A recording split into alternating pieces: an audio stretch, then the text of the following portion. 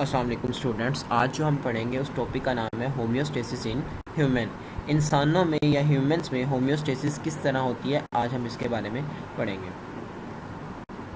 तो जब हमने प्लांट्स की बात की तो प्लांट्स को होम्योस्टेसिस की क्यों ज़रूरत महसूस होती है, तो मैंने आपको बताया था। तो 3 चीज़ें ऐसी होती हैं जिनको प्लांट्स के बॉडी में ज़्यादा बनती है, जिनको उन्होंने अपने बॉडी से निकालना होता है। तो उनमें हमने सबसे पहले नंबर पर बात की थी कार्बन डाइऑक्साइड की। पौधों के बॉडी में बाज़ औक़ात कार्बन डाइऑक्साइड ज़्यादा हो जाती है, इस वजह से वो उसे अपने बॉडी से निकाल देते हैं और उसकी होम्योस्टेसिस करते हैं। इस तरह ऑक्सीजन की हमने बात की थी। ऑक्सीजन को भी बाज़ औक़ात उन्होंने अपने बॉडी से निकालना होता है और उसकी होम्योस्टेसिस करते हैं। इस तरह बाज़ औक़ात उन्हें वाटर की होम्योस्टेसिस करनी होती है और बाज़ औक़ात उन्हें मेटाबॉलिक वेस्ट की होम्योस्टेसिस करनी होती है। तो इन 4 चीज़ों की प्लांट्स जो हैं वो होम्योस्टेसिस करते हैं डिफरेंट कंडीशन में।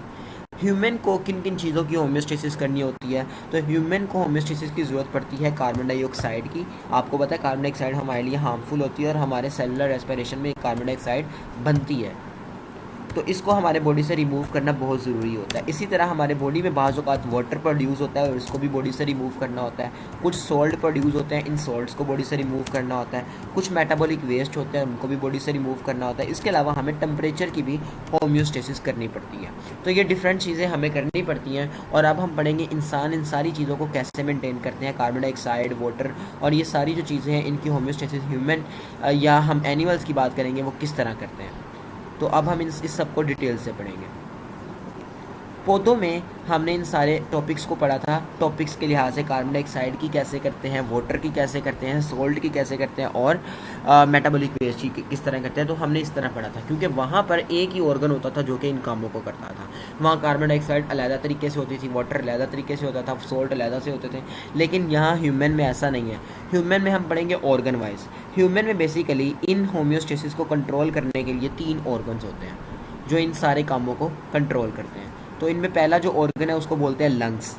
लंग्स क्या करते हैं, इंसानों में कार्बन डाइऑक्साइड की होम्योस्टेसिस करते हैं। दूसरे नंबर पे जो ऑर्गन होता है उसको बोलते हैं स्किन। स्किन किस किस चीज़ की होम्योस्टेसिस करता है, ये पानी की होम्योस्टेसिस करवाता है, वाटर की होम्योस्टेसिस करवाता है, टेम्परेचर की होम्योस्टेसिस करवाता है, सॉल्ट्स की होम्योस्टेसिस करवाता है, वेस्ट मटेरियल की होम्योस्टेसिस करवाता है। तो इन 4 चीज़ों की स्किन होम्योस्टेसिस करवाता है। एंड लास्ट पर हम पढ़ेंगे किडनी की। किडनी क्या क्या काम करता है। किडनी हमारे पास वेस्ट मटेरियल की होम्योस्टेसिस करवाता है, सॉल्ट्स की, वाटर की, इन तीनों चीज़ों की होम्योस्टेसिस करवाता है। अब इन वेस्ट मटेरियल में क्या क्या चीज़ें शामिल है, यूरिया शामिल है, यूरिक एसिड शामिल है, अमोनिया शामिल है, तो ये चीज़ें शामिल है। तो अब ह्यूमन में हम इन तीनों ऑर्गन्स को डिटेल से पढ़ेंगे। लंग्स हैं जो कि कार्बन डाइऑक्साइड की होम्योस्टेसिस करवाते हैं, स्किन है कि जो पानी, टेम्परेचर, सॉल्ट्स और वेस्ट मटेरियल की होम्योस्टेसिस करवाती है, किडनी जो है वेस्ट मटेरियल, सॉल्ट्स और वाटर की होम्योस्टेसिस करवाती है। अब हम पढ़ेंगे ये किस तरह काम करते हैं और किस तरह इनकी होम्योस्टेसिस करवाते हैं। तो अब इनमें हमारा जो पहला ऑर्गन आता है उसका क्या नाम है, लंग्स। लंग्स यानी हमारे फेफड़े। तो फेफड़े किस तरह हमारे पास कार्बन डाइऑक्साइड की होम्योस्टेसिस करवाते हैं, तो अब इसको ही हम देख लेते हैं। आपको पता है कार्बन डाइऑक्साइड की होम्योस्टेसिस लंग्स करवाते हैं। तो लंग्स, कार्बन डाइऑक्साइड बनती कैसे है, तो कार्बन डाइऑक्साइड बनती है सेलुलर रेस्पिरेशन में। कैसे बनती है, सेलुलर रेस्पिरेशन में। और सेलुलर रेस्पिरेशन में हो क्या रहा होता है, ग्लूकोज टूटता है। आप लोगों को ये इस बात का अंदाज़ा है कि सेलुलर रेस्पिरेशन में ग्लूकोज टूटता है, C6H12O6। ये ग्लूकोज जो है ये सेलुलर रेस्पिरेशन में टूटता है और इससे बनती क्या है, कार्बन डाइऑक्साइड बन जाती है। तो ये कार्बन डाइऑक्साइड हमारे बॉडी के लिए हार्मफुल होती है, जिसको बॉडी से रिमूव करना बहुत ज़रूरी होता है। हम सपोज कर लेते हैं ये एक सेल है, ये क्या है, एक सेल है। इस सेल में हुई है सेलुलर रेस्पिरेशन। सेलुलर रेस्पिरेशन कहाँ होती है, किसी भी सेल में। सेलुलर रेस्पिरेशन, ग्लाइकोलाइसिस उसका एक स्टेप है, क्रेब्स साइकिल उसका एक स्टेप है और इलेक्ट्रॉन ट्रांसपोर्ट चेन उसका एक स्टेप है। तो इन सारे स्टेप्स में कार्बन डाइऑक्साइड प्रोड्यूस होती है। अब कार्बन डाइऑक्साइड प्रोड्यूस होगी, सेल के अंदर जमा होना शुरू हो गई है। जब सेल में कार्बन डाइऑक्साइड जमा होगी, सेल के बाहर आपने ये याद रखना है एक और फ्लूइड प्रेजेंट होता है। फ्लूइड यानी एक लिक्विड प्रेजेंट होता है।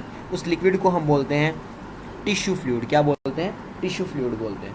सेल में कार्बन डाइऑक्साइड मौजूद बन गई, अब सेल में कार्बन डाइऑक्साइड जमा होना शुरू हो जाएगी और सेल के बाहर क्या होता है, टिश्यू फ्लूइड। सपोज कर लेते हैं हमारे सेल का नाम क्या है, एपिथेलियल सेल। क्या है सेल का नाम, एपिथेलियल सेल। ये मैंने लिख दिया यहाँ पे, एपिथेलियल सेल। इस सेल में कार्बन डाइऑक्साइड बनी है और अब यहाँ पर जमा होना शुरू हो गई है। अब इस सेल के बाहर क्या है, टिश्यू फ्लूइड। आपको पता है डिफ्यूजन होती है चीज़ों की, डिफ्यूजन की वजह से ये जो कार्बन डाइऑक्साइड है ये इस सेल से बाहर निकलेगी और टिश्यू फ्लूइड में जाना शुरू कर देगी, कि सेल के अंदर ये जमा हो गई है, काफ़ी ज़्यादा कंसनट्रेशन हो गई है अब इसकी, तो gases always move from higher concentration to lower concentration, this is called as diffusion. तो कार्बन डाइऑक्साइड बाहर निकलना शुरू हो जाएगी और इस टिश्यू फ्लूइड में आकर जमा होना शुरू हो जाएगी। अगेन इस टिश्यू फ्लूइड के साथ ही मौजूद होते हैं रेड ब्लड सेल्स। क्या मौजूद होते हैं? Red blood cells. Blood vessels, असल में ब्लड वेसल्स मौजूद होती हैं, तो ब्लड वेसल्स में कौन से सेल्स मौजूद होंगे? Red blood cells. तो रेड ब्लड सेल्स में अब कार्बन डाइऑक्साइड नहीं है, कार्बन डाइऑक्साइड टिश्यू फ्लूइड में बहुत ज़्यादा हो गई है, तो अब कार्बन डाइऑक्साइड कहाँ जाना शुरू कर देगी? अब कार्बन डाइऑक्साइड इस टिश्यू फ्लूइड से इस रेड ब्लड सेल्स में जाना शुरू कर देगी और यहाँ जाकर जमा होना शुरू हो जाएगी। और ये रेड ब्लड सेल्स क्योंकि खून का हिस्सा है और खून हमारा क्या करता है, पूरे बॉडी में मूव करता रहता है, और मूव करते हुए ये हमारा खून कहाँ चला जाएगा? हमारे फेफड़ों में।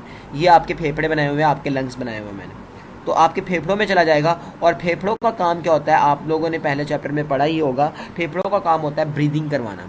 ब्रीदिंग में इन्वॉल्व होते हैं, सांस लेने में इन्वॉल्व होते हैं। सांस लेने के प्रोसेस में क्या होता है? ऑक्सीजन जो है बॉडी के अंदर एंटर होती है और कार्बन डाइऑक्साइड बॉडी से निकलती है। ये कार्बन डाइऑक्साइड वही है जो खून के जरिए से इन फेफड़ों तक पहुंच चुकी थी। अब ब्रीदिंग का प्रोसेस होगा, ऑक्सीजन बॉडी के अंदर एंटर होगी और कार्बन डाइऑक्साइड बॉडी से बाहर निकल जाएगी। तो इस तरह हमारे फेफड़े जो है कार्बन डाइऑक्साइड को होम्योस्टेसिस मेंटेन करते हैं। तो अगर हम इसको रीड करें तो यहाँ लिखा carbon dioxide is form during cellular respiration. Cellular respiration के दौरान कार्बन डाइऑक्साइड बनती है एंड गैदर इन सेल, और सेल में जमा होना शुरू हो जाती है। This carbon dioxide start moving in tissue fluid, tissue fluid में चली जाती है, and from tissue fluid it goes to the blood, और वहाँ से ब्लड में चली जाती है, और फिर ब्लड उसको कहाँ ले जाता है? लंग्स तक ले जाता है, और लंग्स क्या करते हैं? ब्रीदिंग करते हैं और उस कार्बन डाइऑक्साइड को रिमूव कर देते हैं। तो हमने पढ़ लिया ह्यूमन में होम्योस्टेसिस किन 3 ऑर्गन की मदद से होती है, लंग्स की मदद से, स्किन की मदद से और किडनी की मदद से।